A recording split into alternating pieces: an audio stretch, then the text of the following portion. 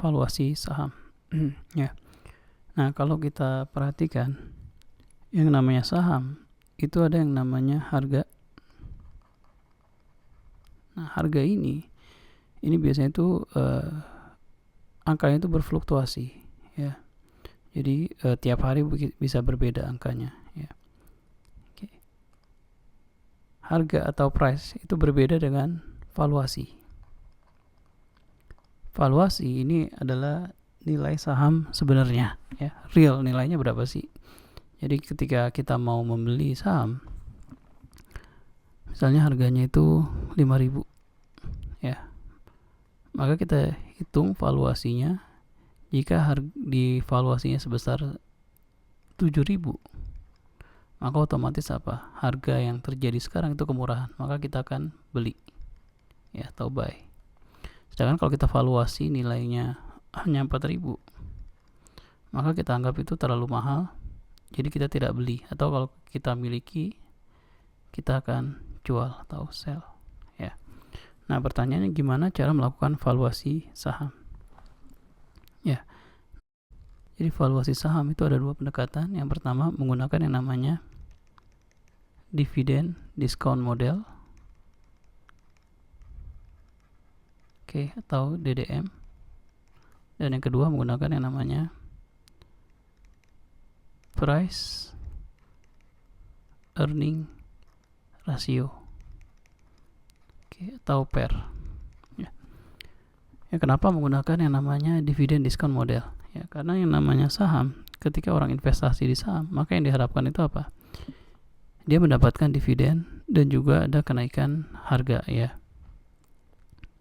Sedangkan kalau price earning ratio itu merupakan, atau PE atau PER itu sama dengan price, harganya, harga sekarang dibagi dengan earning ratio atau earning per share.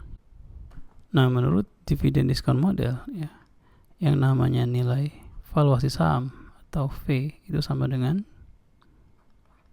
dividen yang akan diterima tahun depan dibagi dengan required return yang diinginkan oleh investor dikurangi dengan growth-nya, ya.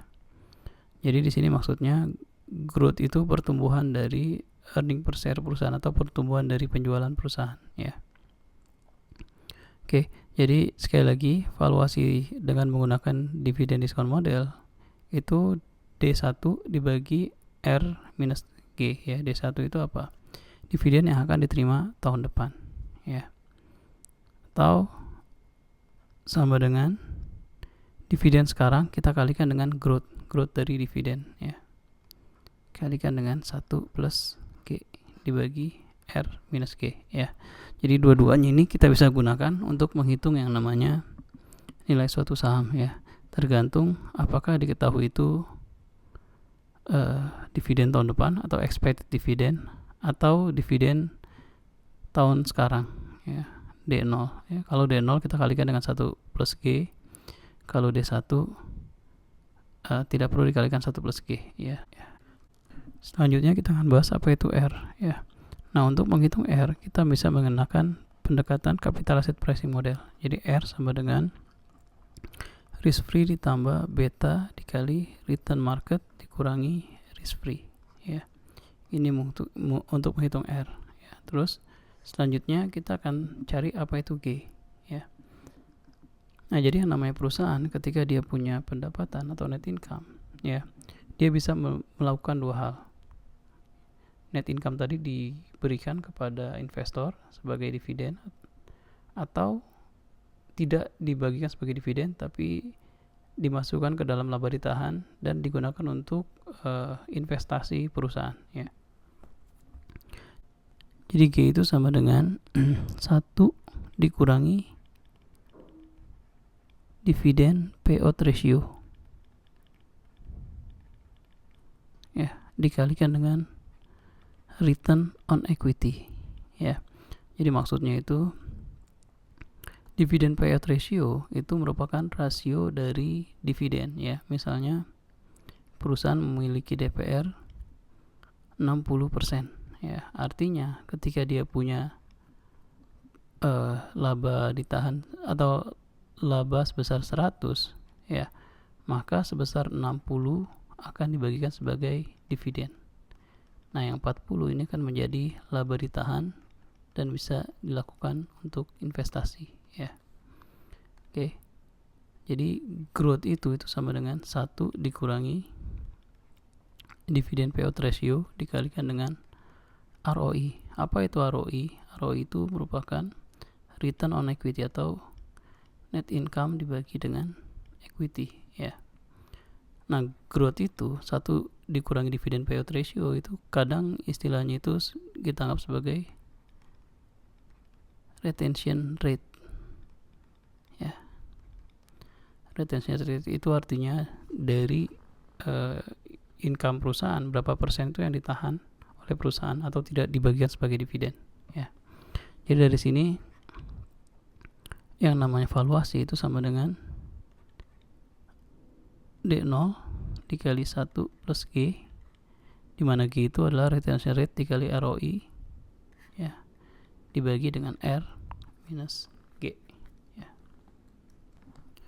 Nah, pendekatan kedua P ratio ini juga kita bisa hitung dengan menggunakan dividen diskon model, ya.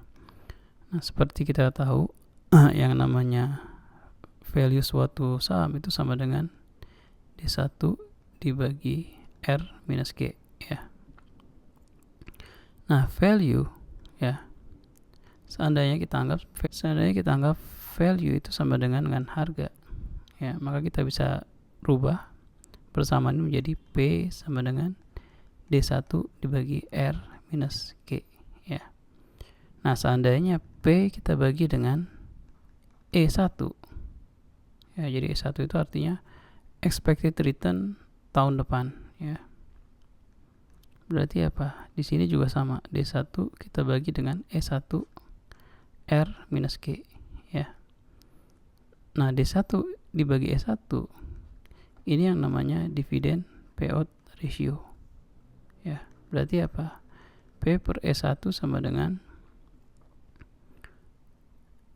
D1 dibagi E1 dibagi dengan R dikurangi G. G itu tadi apa? Sebelumnya kita udah bahas, G itu sama dengan 1 dikurangi dividen payout ratio kalikan dengan ROI, ya. Oke. Nah, inilah yang namanya PE, ya, rumus price earning ratio. Nah, kelemahan dari pendekatan PE ini merupakan relatif valuation, ya. Artinya apa? Misalnya ada perusahaan memiliki per 10, ya, 10 kali, ya. Nah, ini tidak ada artinya, ya. Jadi kalau menggunakan PE rasio yang harus kita lakukan adalah kita bandingkan dengan perusahaan yang sejenis, ya. Misalnya perusahaan PR-nya 10 kali, tapi perusahaan lain dengan industri yang sama, ya, dengan bisnis yang sama dengan perusahaan itu PR-nya 5 kali. Artinya apa? Dengan PR 10 kali berarti perusahaan itu harga sahamnya lebih mahal dibandingkan dengan perusahaan lain, ya. Karena apa? Karena yang namanya PR P ratio itu kan sama dengan harga dibagi dengan E, kan, ya. Jadi semakin besar berarti apa? Untuk 1 unit earning, ya, atau untuk 1 unit EPS itu investor harus membayar 10 kali, sedangkan perusahaan lain tuh cukup 5 kali, ya. Oke. Jadi sekali lagi untuk P ratio itu merupakan relatif valuasi, jadi kita tidak bisa gunakan angkanya tanpa dibandingkan dengan perusahaan lain, ya. Atau kita juga bisa bandingkan dengan perusahaan itu sendiri tapi dengan tahun sebelumnya, ya. Misalnya PR-nya dia sekarang 10 kali, ya. Tapi rata-rata biasanya itu tiap tahun selama 10 tahun terakhir PR-nya itu di 6 kali, ya. Jadi artinya dengan 10 kali itu relatif lebih mahal. Nah, dari persamaan P ini kita bisa lihat ya, yang menyebabkan nilai P itu ada 2 hal. Jadi required return dan juga G, R dan G, ya. Artinya semakin tinggi R-nya maka PE yang diharapkan sama investor itu akan semakin rendah, ya. karena dibagi ya. Sedangkan semakin tinggi G-nya ya, maka PE yang akan dibayar oleh yang akan diterima oleh investor akan menjadi lebih tinggi ya. Jadi dari persamaan di sini, semakin besar required return yang diminta oleh investor, semakin kecil PE yang diinginkan ya. Sedangkan kalau growth-nya semakin tinggi, berarti PE-nya akan juga semakin tinggi ya. Jadi di sini bisa dijelaskan perusahaan yang memiliki pertumbuhan tertinggi ya, artinya pertumbuhan penjualan, pertumbuhan keuntungannya tinggi, maka investor akan berani beli dengan PE yang tinggi. Nah, yang terakhir kita akan bahas valuasi dari preferred stock ya. Jadi karakteristik dari preferred stock adalah dividennya itu tetap ya. Jadi kalau kita menggunakan rumus dividen diskon model, jadi valuasi dari suatu saham sama dengan D0 dividen sekarang dikalikan dengan 1 plus G dibagi R minus G ya. Nah, yang namanya preferred stock itu tidak ada pertumbuhan dari dividen. Kenapa? Karena dividennya selalu tetap. Artinya G-nya itu sama dengan 0 ya. Maka valuasi untuk preferred stock sama dengan D0 dibagi dengan R ya. Jadi lebih simpel dibandingkan dengan saham biasa. Kenapa? Karena tidak ada yang namanya pertumbuhan dari dividen atau pertumbuhan dari dividen yang diterima investor. Oke, misal ada soal seperti ini. Jadi harga saham sekarang sebesar $33. Jadi ini market price-nya. Tahun lalu dia bayar dividen sebesar $2,3 per saham, ROI-nya 20%, retention rate-nya 25%.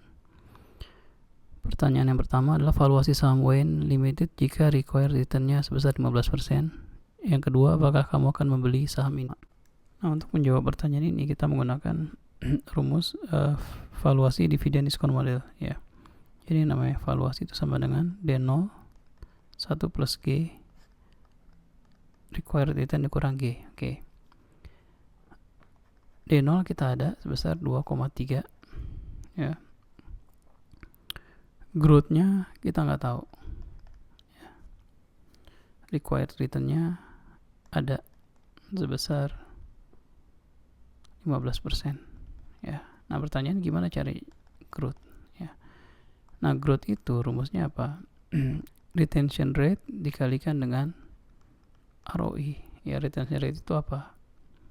Bagian ya persentase dari laba yang ditahan, atau bisa juga 1 dikurangi dividen payout ratio ya, dikalikan dengan ROI ya.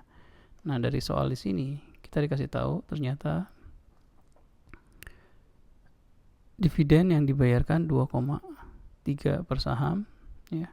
Retention rate-nya 25% ya. Berarti di sini udah ada RR-nya. Berarti 0,25%. Kita kalikan dengan ROI-nya 20%. Ya. Berarti kita ketemu G-nya sebesar 5% ya. Nah, sekarang kita bisa ngitung ya berapa valuasinya. Berarti D0 dividen yang sudah dibayar sebesar 2,3 dikalikan dengan 1,05 ya. 1 plus G-nya 5% dibagi dengan required return-nya 0,15 dikurangi 0,05 ya.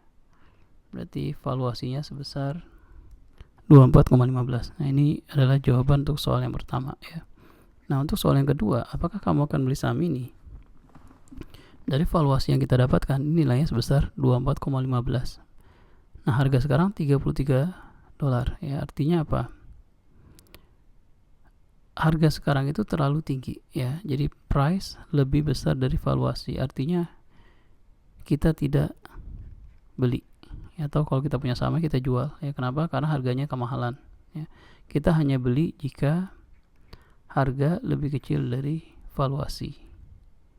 Ini buy ya. Atau kalau dibalik, valuasi yang kita hitung itu nilainya jauh lebih besar dibandingkan dengan harga yang ada di pasar sekarang.